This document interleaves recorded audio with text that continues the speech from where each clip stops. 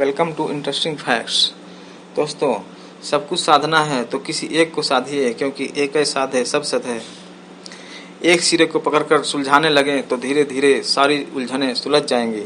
एक काम मन लगाकर शुरू कर दें तो अन्य काम भी होने लगेंगे। शुरुआत में केवल एक लक्ष्य पर फोकस रखें तो अंततः अन्य लक्ष्यों का संधान भी हो जाएगा। एक को पकड़ें और एक की महिमा को अपने जीवन में स्वयं महसूस कर लें। आप उस छात्र के बारे में जरूर जानते होंगे जो किसी दिन संकल्प लेता था कि अब से हर विषय नियमित रूप से पढ़ूंगा। फिर वह बैठकर बड़ी मेहनत से समय सारणी बनाता, जिसमें सुबह 6 बजे से लेकर रात के 10 बजे सोने तक हर घंटे के क्रियाकलाप स्पष्ट रूप से लिखे होते थे। लेकिन अफसोस, अगले ही दिन वह पहले की तरह सुबह 10 बजे तक सोता रहता और सारी समय सारणी धरी की धरी रह जाती। हम सभी के भीतर वह छात्र थोड़ा न थोड़ा होता ही है जो अपनी कमजोरियों के चलते आने वाली मुश्किलों से उकताकर एक दिन सब कुछ बदल डालने का पक्का संकल्प लेता है। इसके बाद होता क्या है यह भी हम अच्छी तरह जानते हैं। सब कुछ तो दूर की बात, अधिकांश मामलों में कुछ भी नहीं बदलता। ऐसी स्थिति में याद आते हैं रहीम कवि, जिन्होंने कहा था, एक साधे सब सधे, सब साधे सब जाए, रहीमन मूल ही सींची वो, फूल ही फल ही अघाए। यानी एक काम या लक्ष्य को मन लगाकर करने से बाकी सारे काम भी हो जाते हैं, जबकि सारे कामों को एक साथ करने की कोशिश में कुछ भी नहीं हो पाता। जैसे केवल जड़ को सींचने से भी पेड़ फल फूल से भरपूर होता है, यहाँ पर सूत्र है एक काम या लक्ष्य को पूरा करना। जैसे दिनचर्या नियमित करने के लिए आवश्यक है सुबह सही समय पर जागना। सुबह 5 या 6 बजे बिस्तर छोड़ देने वाला व्यक्ति देर रात तक नहीं जाग सकता, बशर्ते वह अनिद्रा का रोगी न हो। यानी सुबह जल्दी जागने से ठीक समय पर सोने की आदत भी स्वतः बन जाती है। इसके अलावा सुबह जल्दी उठने से कुछ समय बाद नित्य क्रियाओं का क्रम भी नियमित होने लगता है। धीरे धीरे अन्य क्रियाकलाप भी पटरी पर आने लगते हैं, जादुई असर दिखाएगा। कोई भी काम सिर्फ जल्दी जागना ही क्यों, आप दिन का कोई भी काम व्यवस्थित कर लीजिए तो शेष काम ही धीरे धीरे सही समय पर होने लगेंगे। मसलन आपने दिन के 12 बजे भोजन शुरू कर दिया तो स्वाभाविक रूप से रात 8 बजे भूख लगने लगेगी और रात 2 घंटे बाद 10 बजे आप आराम से सोने जा सकेंगे। इससे नींद अच्छी आएगी और सुबह 5-6 बजे तक आसानी से खुल जाएगी।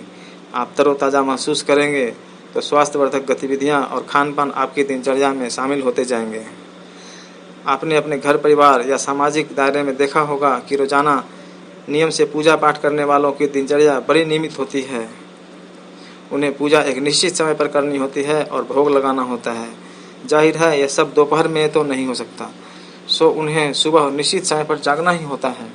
चूँकि पूजा करनी होती है इसलिए वे स्नान आदि नित्य क्रियाओं में भी टाल मटोल नहीं कर सकते। पूजा पाठ की नियमित प्रक्रिया उनके जीवन में एक अनुशासन ला देती है। इसके चलते उनका खान पान संतुलित होता है और वे अपनी उम्र के अनुसार पर्याप्त शारीरिक श्रम भी करते हैं। पूजा आराधना के मानसिक शांति और सकारात्मक मानसिकता जैसे लाभ तो है ही। कहने का मतलब है कि एक सिरा पकड़कर आप सारी उलझनें सुलझा सकते हैं। कई जगहों पर एक साथ कोशिश करने से धागे और उलझते हैं, चीज़ें एक सिरे से सुलझती हैं तो फिर सुलझती चली जाती है। एक तरफ से आरंभ करने पर ध्यान केंद्रित करने में सरलता होती है। क्यों होती है एक को पकड़ने की ज़रूरत? कई बार पहला कदम ही सबसे मुश्किल लगता है, शुरुआत ही नहीं हो पाती। एक काम से शुरुआत करने से पहले कदम के कामयाब होने की संभावना बढ़ जाती है। इससे आत्मविश्वास और उत्साह में इजाफा होता है, जिससे आगे के काम आसानी से होने लगते हैं। जिंदगी में जब समस्याओं का अंबार नजर आए तो यह सूत्र भी कारगर हो सकता है। समस्याएं अब ज़्यादा दिखती हैं तो मन नकारात्मक होने लगता है, हौसले घटने लगता है, व्यक्ति हाथ पर हाथ धरकर बैठ जाता है, उसे कोई राह नहीं सूझती। ऐसे में किसी एक समस्या पर ध्यान केंद्रित कर उसे सुलझाना काफ़ी मददगार हो सकता है। एक छोटी सी सफलता मन में भरोसा जगा सकती है कि समस्याएं सुलझ सकती हैं। इसके बाद कड़ियाँ जुड़ती जाती हैं और एक दिन व्यक्ति का जीवन पूरी तरह बदलकर संवर जाता है। एक ऐसा है सब सद है। पहला कदम ही मंजिल तक ले जाता है। एक कदम को पकड़िए, एक लक्ष्य को साधिए, एक का कमाल खुद देख लीजिए। Thank you for watching.